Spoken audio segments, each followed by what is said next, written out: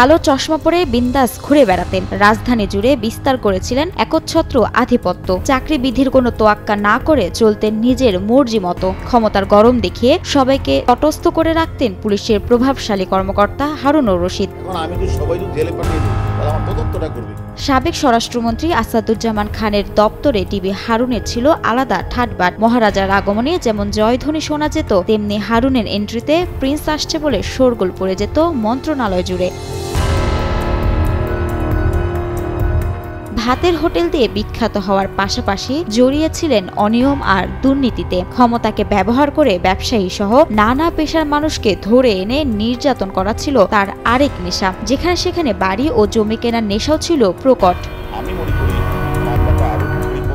সাবেক chief whip Zainul আবদিন ফারুক ছিলেন হারুনের জীবনের ব্রেকিং ইভেন্ট। তাকে পিটিয়েই এসেছিলেন লাইমলাইটে। যেন এমন কোনো পুলিশি অপরাধে নেই জানিয়ে হারুনের বিরুদ্ধে অভিযোগ ওঠেনি। যেখানেই দায়িত্ব পালন করেছেন সেখান থেকেই কারি কারি টাকা কামাই করেছেন তিনি। জমি দখল, বাড়ি দখল, প্লট দখল, ফ্ল্যাট দখল ছিল তার নেশা। গুম, খুন, হত্যা, অর্থ পাচারেও ছিলেন তিনি সিদ্ধহস্ত। মাসিক বেতন ৮০,০০০ টাকার মতো হলেও দেশে বিদেশে হারুনের রয়েছে হাজার হাজার কোটি টাকার সম্পদ। জানা যায় কেবল রাজধানী ঢাকাতেই তার আলিশান বাড়ি রয়েছে ২০টিরও বেশি, রয়েছে ৩টি রিসর্ট, একাধিক আবাসিক হোটেলও রয়েছে, আরও ১০টি কোম্পানির মালিকও তিনি। বিশ্বমানের থার্মিক্স রড, সালাম স্টিল থার্মিক্স, দেশের একমাত্র থার্মিক্স রড।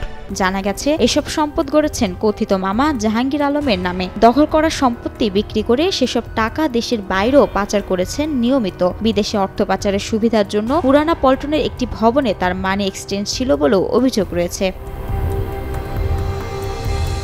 পুলিশের প্রভাবশালী কর্মকর্তা হারুনুর রশিদ কোথায়, এ প্রশ্ন সবার, কিন্তু নিশ্চিত কোনো তথ্য দিতে পারছেন না কেউ। অনেকের ধারণা দেশে পালিয়ে আছেন হারুন, কেউ বলছেন বিদেশে পালিয়ে গেছেন তিনি। স্বরাষ্ট্র মন্ত্রণালয়ের একাধিক কর্মকর্তার সঙ্গে বিষয়টি জানতে চাইলে নিশ্চিত কোনো তথ্য দিতে পারেননি তারাও। একটি সূত্রের দাবি, সাবেক পররাষ্ট্রমন্ত্রী হাসান মাহমুদের মতো হারুনও বিদেশে চলে গেছেন। তাদের মতে হাসান মাহমুদ বেলজিয়ামে আর হারুন চলে গেছেন মার্কিন যুক্তরাষ্ট্রে।